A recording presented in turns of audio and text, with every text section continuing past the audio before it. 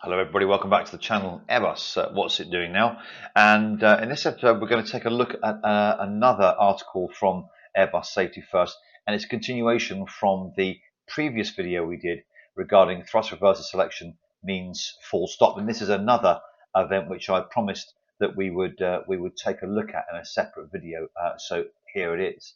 The circumstances in this particular event are slightly different as it involves a technical fault with one of the engines, but the results are almost identical in terms of TOGA on one engine and idle with idle protection on the other, with the reversers deployed. But first of all, before I go on to that, I just wanted to clear something up, because a couple of you mentioned something that I had said in the previous video regarding our company's bulk landing procedure. And a couple of you said, well, what do you mean bulk landing procedure? That's normally something you would execute as a go around after the missed approach point, typically for a non-precision approach or something. They've got them at a number of airports. One of them that springs to mind is Nice, which I'll bring up in just a moment. And it caused a little bit of confusion because I was talking about go-arounds close to the ground, and I mentioned bulk landing, but that was something that is in our company Ops B. It may not be in your own, but just to add some meat to that, really, and some explanation. As far as Airbus is concerned, the go around close to the ground, there's lots of information that's available to it in the FCTM regarding tail strike avoidance, and there's a little art piece in there about the aircraft protections and the fact that bounce landings and go-arounds are usually due to mishandled approaches, etc., obviously. And it also talks about a bounce landing, whether it's a light or a more heavy bounce, and the recommendations to prevent tail strike avoidance in there. When I talk about a bulk landing, it's specific to our company. Essentially, it's very similar to a bounce, but it's called a go-around close to the ground, where we adopt a similar sort of procedure where we would maintain the pitch attitude applying TOGA. Once it may well involve another touchdown, but we hold an appropriate attitude. Once the aircraft's climbing safely away from the ground, we would then go into a go around. Now that may not be your SOP, so please don't confuse it with anything that's given to you, your procedures by your company. It may be that you just follow a normal go around procedure, and you've got the bounce landing and tail strike avoidance guidance in the FCTM.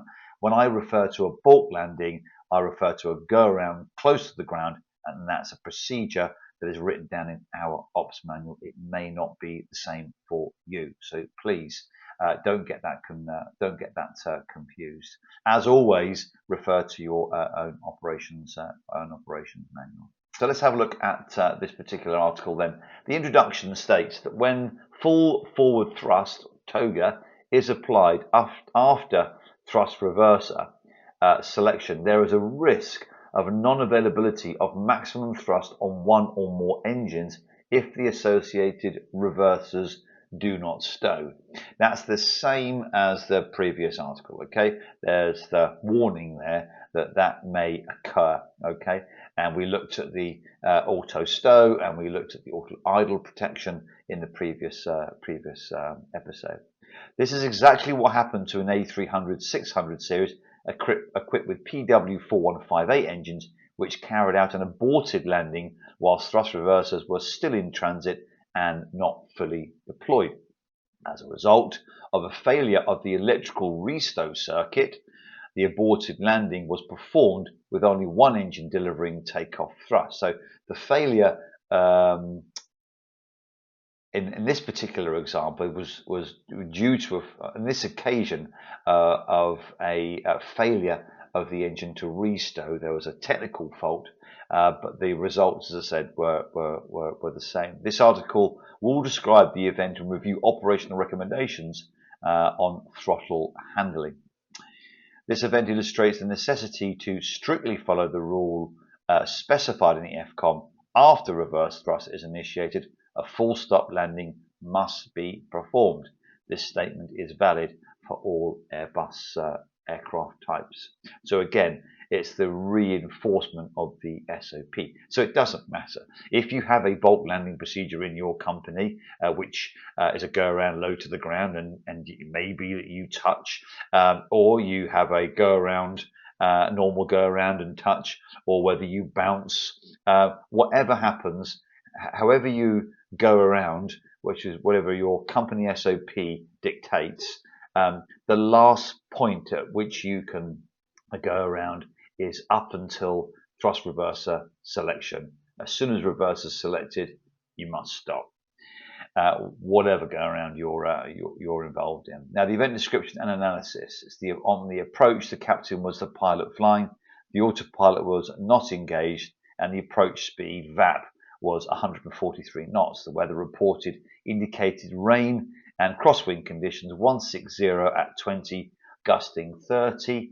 And in the illustration here, it's runway 09, so you're pretty much looking at a full crosswind. The flare was performed at 30 feet above ground level. At touchdown, the A300 touched down with an indicated airspeed of 138 knots and landed hard with a vertical acceleration of 1.82 g, so quite firm indeed. I don't know what's going on there. I think my computer's having a brain fart.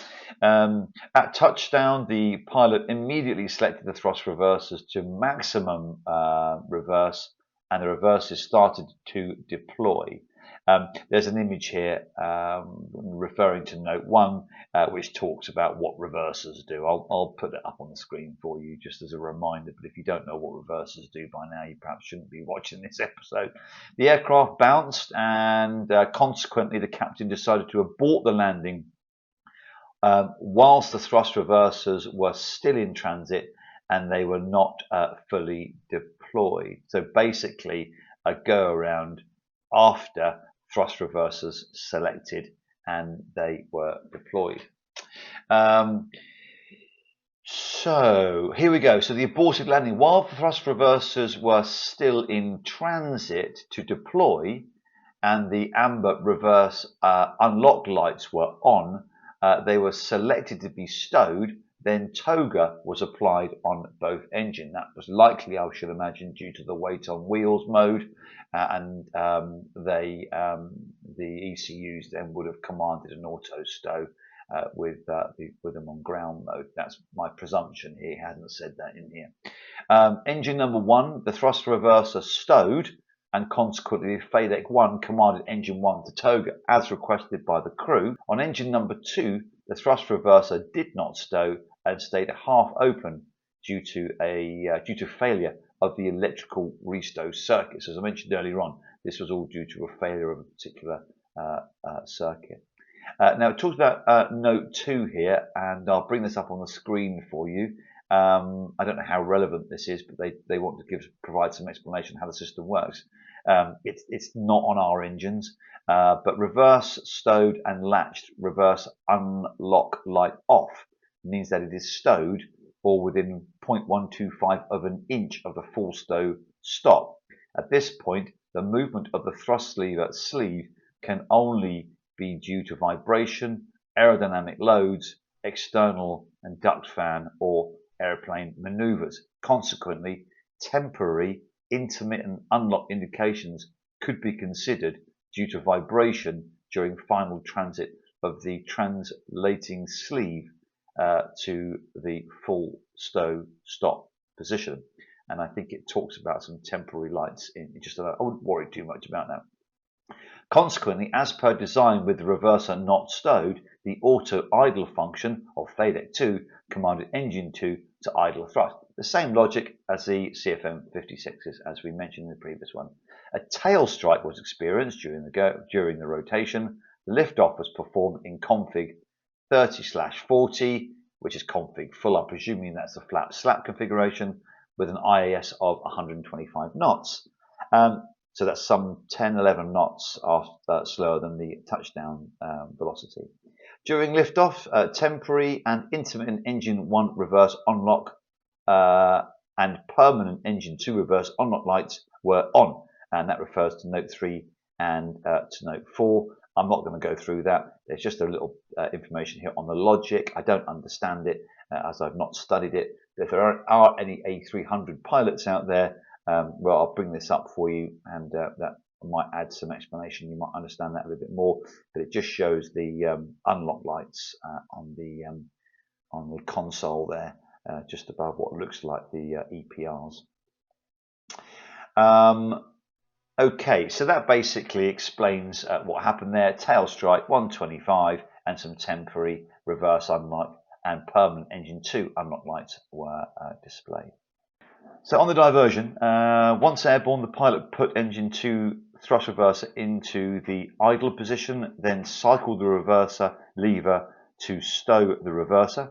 The engine 2 thrust reverser remained in the partially deployed position, that's half open, because the electrical failure of the restow circuit prevented the reverser from stowing correctly, which we spoke about earlier on. A design protection prevents reverser movement in flight. So there's a protection going on there as well as the failure. The pilot then advanced the engine 2 thrust lever to check for thrust response, but the thrust did not increase due to the FedEx auto idle protection. So obviously at that point then the pilot flying is then going through some bit of problem solving, has elected to sort of recycle the thrust lever to see if the reversers would stow, and then put a bit of forward thrust on, which obviously wouldn't work because of course the idle protection is in play. It talks later on about what the FCOM procedure instructs crew to do in the event of something like this, which is to leave it at idle, but obviously they decided to go through a bit of diagnosis themselves, and that's basically what they did. The pilot then shut down engine number 2 and diverted to an alternate airport where a single engine landing was performed with engine 1 thrust reverser selected.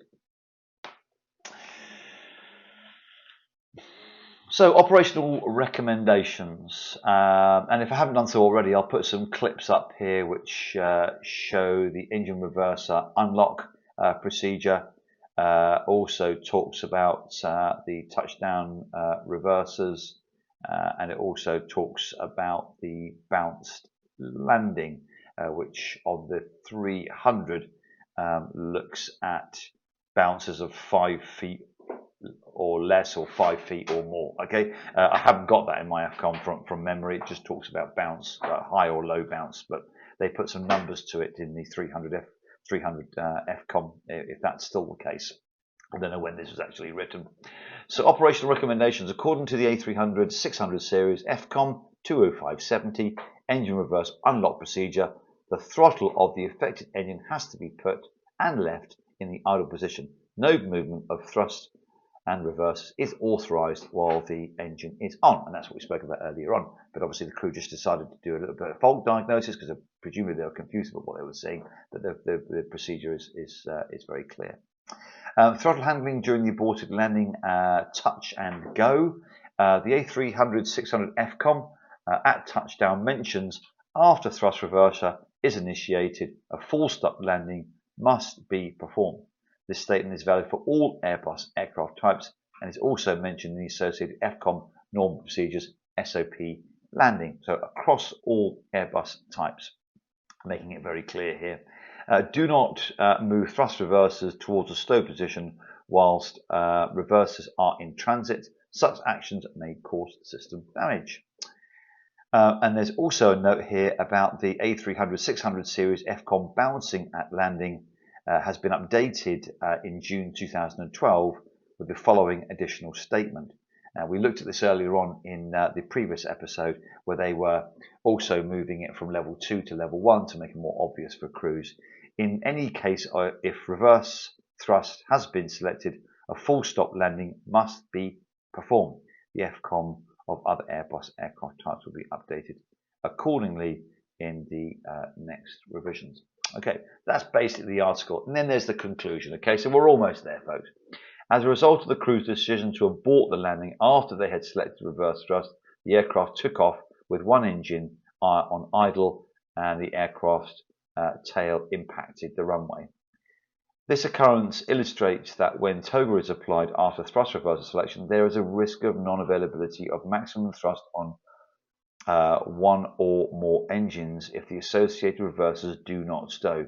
This protection is triggered by the auto-idle function of the FADEC, which maintains the engine at idle as long as the reversers are not stowed. The consequences could be loss of control if an aborted landing is initiated at that time. So the two things are consistent there. This was just due to a technical fault, and the other, of course, was due to timing, some asymmetry, and a slight bounce on one side of the aircraft due to the crosswind conditions. But as you can see, the result's exactly the same. An asymmetric go around, basically, with a reverser not stowed. We therefore strongly encourage all crews to adhere to the following FCOM recommendation, which is common to all Airbus types.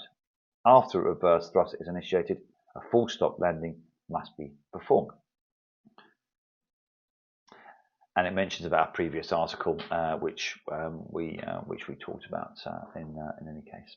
Right, so that is the end of the second. A quick video, this one, because as I say, it was basically an extension of the first video we talked about. So we talked about the tech behind it already. This is just another example of a similar occurrence, but slightly different circumstances with the same result. Big takeaways here. Please refer to your operations manual regarding to your go-around techniques. A reminder in the FCTM about go-arounds close to the ground, tail strike avoidance, etc., and bounce landings. But the big thing here, no matter where we are and what the circumstance, the recommendation from Airbus, strong recommendation from Airbus, is adherence to SOP, and that is once the reverser has been selected, then a full stop is required. And we looked at two examples there. One due to, which we mentioned earlier on the first incident, there was no technical fault with the aircraft, etc. And in this case, where a technical fault with the auto restow meant that they had the same outcome, and both of which would have been prevented if a full stop had been initiated after the reverse. And remember, of course, if it hasn't happened already, CFM engines are being updated in 2025, and EIS Standard 2 is going to have a mod on the beta target when idle protection is in place. And I don't know, that may or may not be fitted to your aircraft, but you'll be able to see that in your aircraft config summary. If you have EIS2, that modification will be in place. That's it from me. Thanks very much for watching. Keep the plate spinning, stay safe, and I'll see you on another episode of Airbus What's It Doing Now in the near future. Bye for now.